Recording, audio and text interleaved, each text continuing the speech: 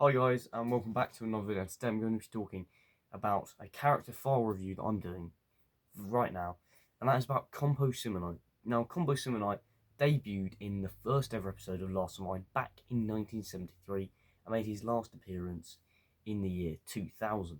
He appeared in 22 series of Last of Mine, which is quite a lot, which is more than half of the Last of Mine series, and he was played amazingly by Bill Owen, and Bill Owen was amazing. There's no way you could have replaced Bill Owen, even though they tried to replace him with characters like Alvin and his son Tom, but they didn't really reach the same levels as the character of Compo did. Is in the fact, I don't think I've ever crossed any Last of Mine fan who disliked Compo. I mean, Compo is a main staple of the show. I mean, realistically, the original one of the show is kind of the classic era, as I call it, ran from 1973 to 2000, because that's like the OG years before they started bringing in a lot more new people and new characters. But during his time on the show, he was absolutely incredible. I loved his relationship with Nora Batty, his constant like bickering with Blaine Meyer in the early years as well, and then him bickering with Seymour, and he kind of has that kind of banter, banter in between with obviously Foggy as well, and Truly as well. He has that kind of, and he's like, oh, I remember Truly specifically said, "Oh, I arrest people dressed like that."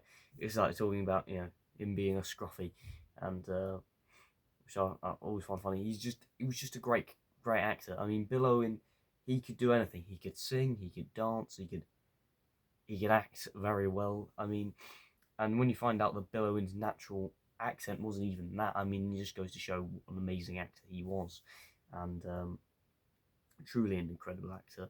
Um, and it was amazing. I mean, there was that great song that he sang in one of the episodes where these Americans come and they're like filming a TV show or a film or whatever, and they sing the song.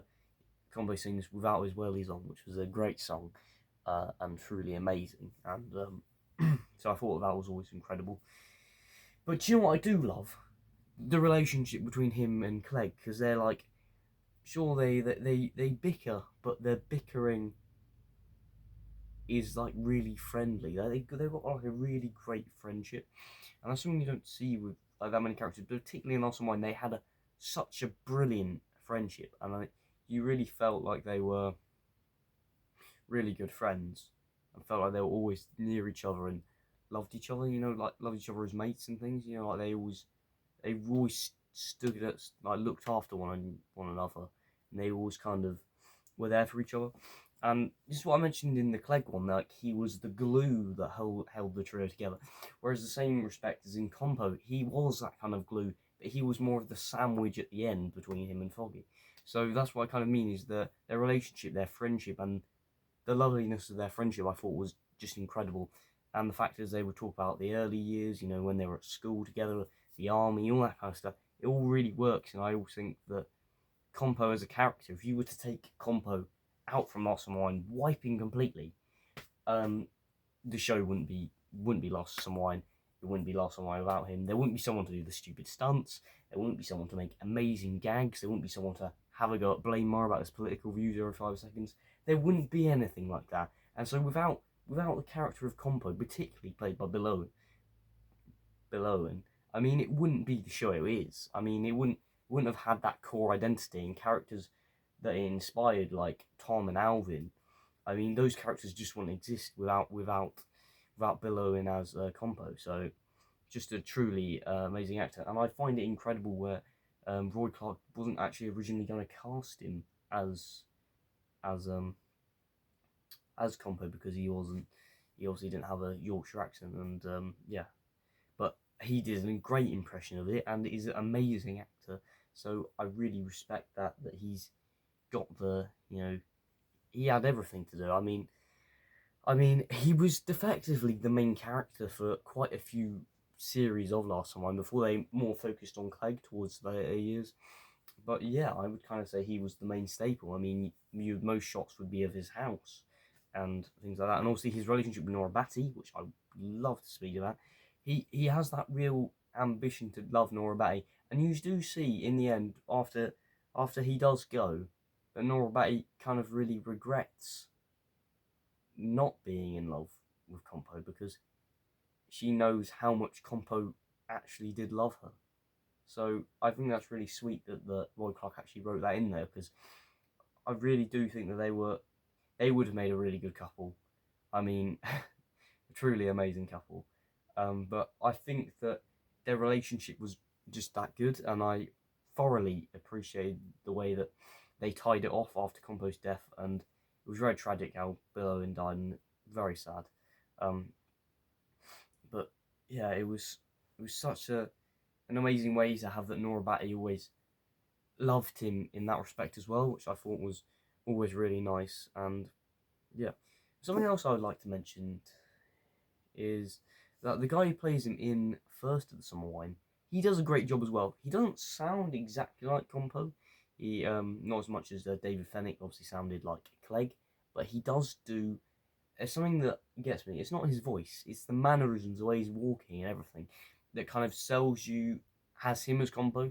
Obviously, he's a bit bigger than obviously Bill Owen, but I mean, I suppose he would be if he was playing a younger version of himself. So yeah, um, yeah, but he does a brilliant job as well, creating the mannerisms. And he's even got like the torn jacket and like dodgy shoes and everything like that, and it really works. Really works, and I think he's great. And then he gets a job in First Online as well.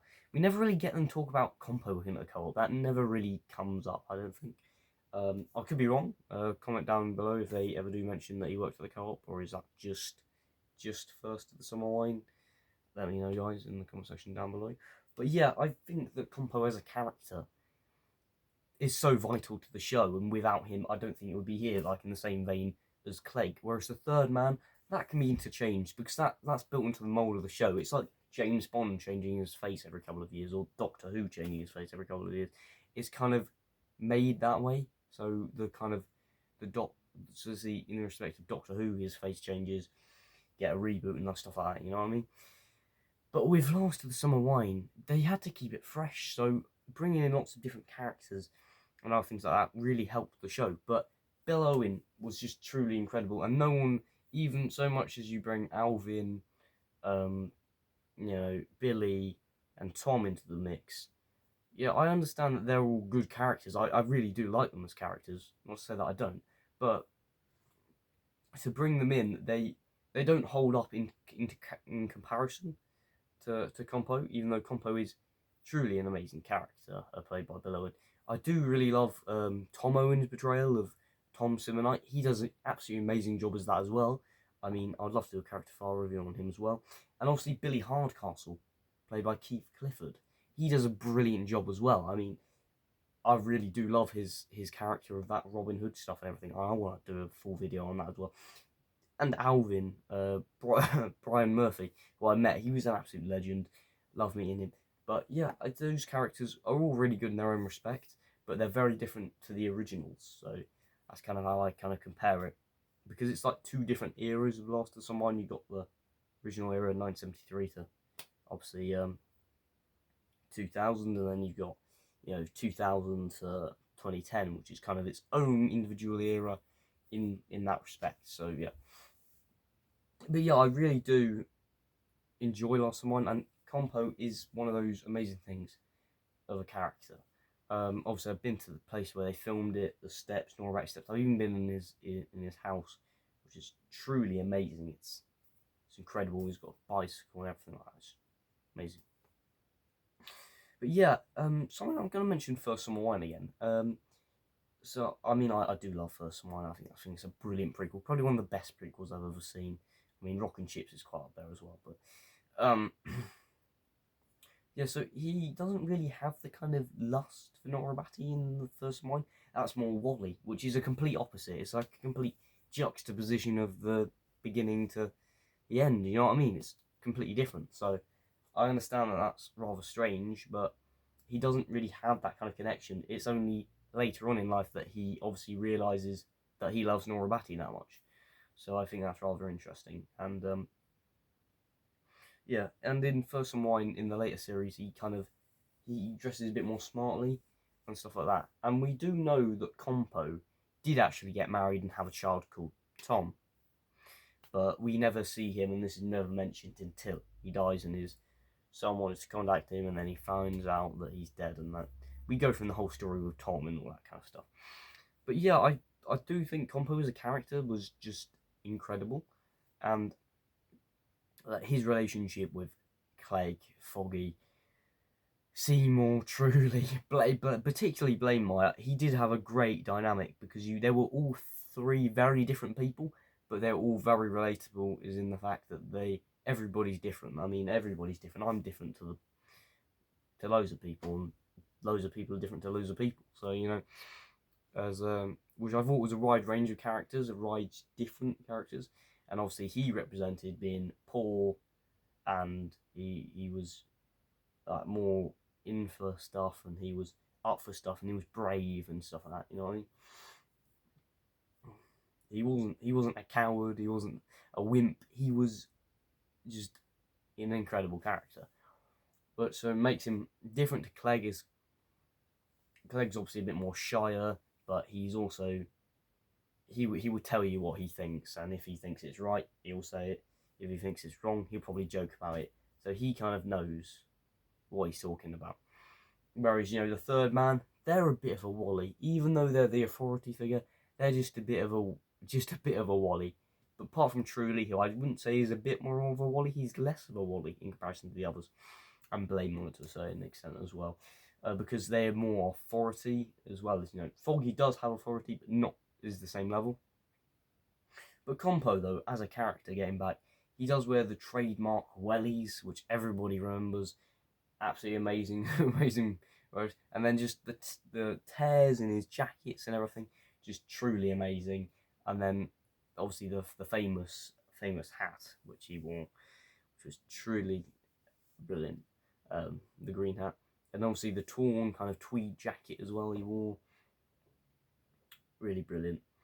And yeah, so that's kind of what I've got to say on Compo and the stuff surrounding Compo.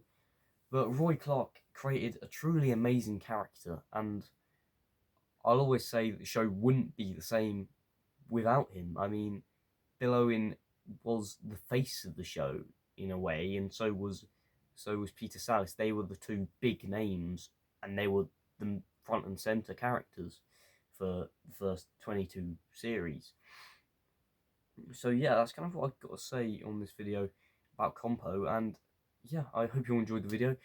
Please remember to like and subscribe. I'd just like to say thank you. We got to 200 subscribers, and with your help we got there, so thank you for all you viewers. Thank you, and hopefully we'll get to 300 subscribers by the end of the year, and hope you all enjoyed the video, and bye for now.